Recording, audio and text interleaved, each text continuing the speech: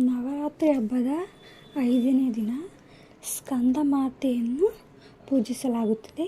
ಈ ದಿನದಂದು ದುರ್ಗಾದೇವಿ 5ನೇ ಅವತಾರದ ಸ್ಕಂದಮಾತೆಯ ಆರಾಧನೆ ವಿಶೇಷ ಮಹತ್ವವಿದೆ. ಪುರಾಣಗಳ ಪ್ರಕಾರ ದುಷ್ಟಿ ಮಹಿಷಾಸುರನನ್ನು ಸಂಹಾರ ಮಾಡಲು ದುರ್ಗಾದೇವಿ ವಿವಿಧ ಅವತಾರಗಳನ್ನು ಎತ್ತಿದಳು. ಇದೇ ಅನುಕ್ರಮದಲ್ಲಿ ಸ್ಕಂದಮಾತೆಯೂ ಸಹ ಪ್ರಮುಖ ಪಾತ್ರ ವಹಿಸಿರುತ್ತಾಳೆ. ಈ ಅವತಾರದಲ್ಲಿ ದೇವಿ ಸಿಂಹದ ಮೇಲೆ ಕುಳಿತುಕೊಂಡು ತನ್ನ 6 ಮುಖದ ಮಗ ಕಾಂತಿಯನ್ನು ಮಡಿಲಲ್ಲಿ ಕೂರಿಸಿಕೊಂಡಿರುತ್ತಾಳೆ.